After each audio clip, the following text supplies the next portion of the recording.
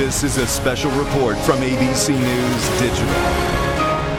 Hello everyone, I'm Devin Dwyer in New York with this ABC News Digital special report. More possible clues to the whereabouts of Malaysia Flight 370 today. 5 different planes have spotted multiple objects of various colors in yet another new search area. 21 days now after that plane disappeared. This latest area of interest is 700 miles north of the previous search area in the southern Indian Ocean, and it's about the size of New Mexico.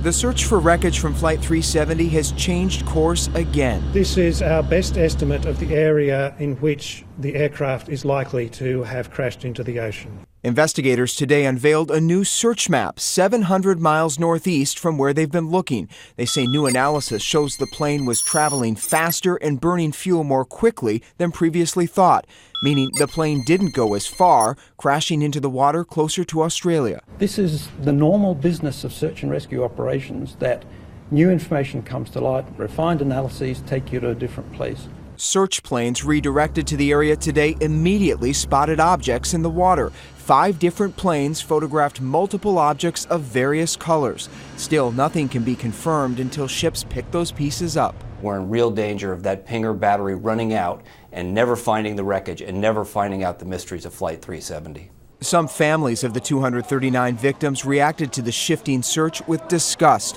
walking out on a briefing by Malaysian officials. They always repeat the old information. These are all lies, said the father of one passenger. Growing frustration 3 weeks after the plane disappeared as investigators plead for patience. And officials say that new search area has generally more favorable weather conditions that will make it easier for recovery crews and satellites, which of course need clear skies to see any debris on the ocean surface. And joining me now from Washington, Tom Howder, former director for aviation safety at the NTSB. Tom, thanks for being here again and chatting with us. Break down this new information for me. How confident are you that we're actually getting any closer to finding this airplane?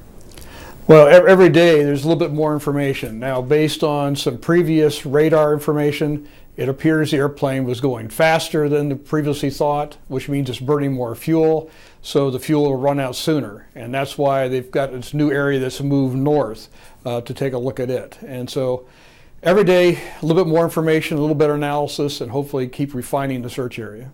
And Tom, let's talk a little bit about that new route, and it continued to fly south, now a little bit faster, we believe. But with all the evidence that we've seen the past few days, are you still convinced that some pilots were in control of the plane at the time it ran out of gas? Oh, I'm not convinced of anything. There's not enough data to say whether the pilots were in control or the aircraft was preset course and just kept on going after the pilots became incapacitated. We don't know. We need to get the recorders back to pin that down.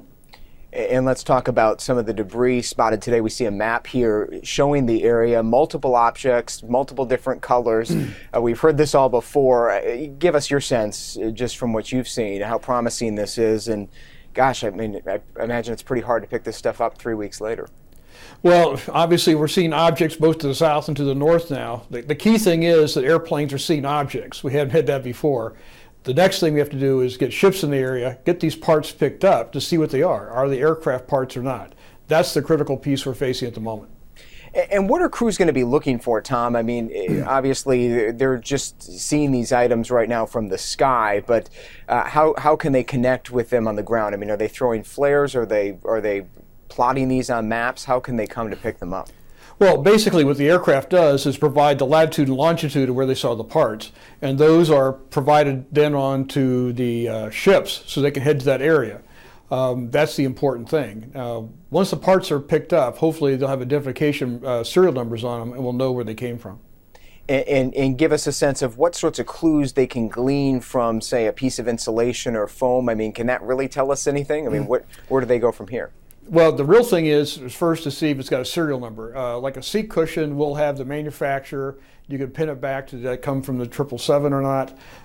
And once we start finding pieces, then we can start working all of the wind and the tide, wind and current information backwards to see where the aircraft impacted the water. And Tom, just as we're talking now, we're hearing some of the first sound from a pilot who spotted some of that material today. Let's hear what he has to say. 1800 k's from Perth. The previous area that we've been searching is is this area down to the south where we've established drift using the GPS buoys that are tracking. Really pleased with what we've come across today. 11 objects in total is what we've come across. A varying range of shapes, sizes, objects that were sitting on the surface of the ocean, some just below.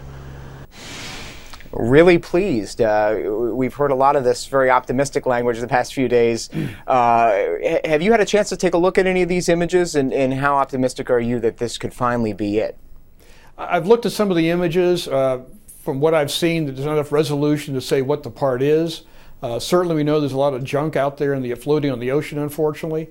The good news is the airplanes are now finding debris fields of sorts. We need to get ships there and start picking this stuff up and see what it really is. Yeah, it seems to be the bottom line here. They've got to get their hands on it. We've also heard from authorities today, Tom, talking about satellites. Apparently this new area has better weather, which will allow the satellites to maybe get some clearer look at some of the material.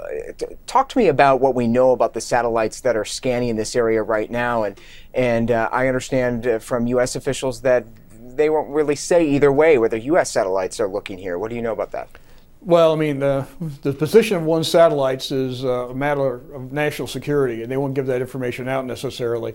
We do know that there are multiple satellites that have been looking at this area. Certainly you need clear skies to get a good picture of what's floating on the surface. It appears that a lot of assets have been put into place here, and the weather hasn't cooperated, unfortunately. It really is hard to match up, as you said before, those satellite images with actual physical objects on the ground. Before we let you go, Tom, let's talk a little bit about the black boxes. We've heard so much about these the past few days. Just about a week left, if you believe how much those battery life has in them. How close does a ship or submarine need to get to this object to really hear it? Well, it depends. Certainly you're talking maybe 5 miles. You want to be within maybe 3 miles. So with the depth of the ocean, you have to be fairly close over the top of it to pick it up. And that's if things are strong. It's going to be difficult. And how critical are those black boxes in the investigations that you have looked at in the past? In this case, I imagine that it's going to be pretty significant. Oh, I think in this case it'll be very significant. We need to take a look at all the information in the black box. Are the controls being flown by a person, or is it just being handled by the computer? What sounds might be in the cockpit at the time? There's just be a huge amount of information that we need to really solve this case. All right, and we continue waiting for those searchers to come back with some good news. Tom Howder in Washington, thank you so much for joining us, Tom. Thank you. All right, you can keep up with all the news on the missing Malaysia jet in real time by downloading the ABC News app and starring the story for exclusive updates on the go. For now, I'm Devin Dwyer in New York. This has been an ABC News Digital Special Report.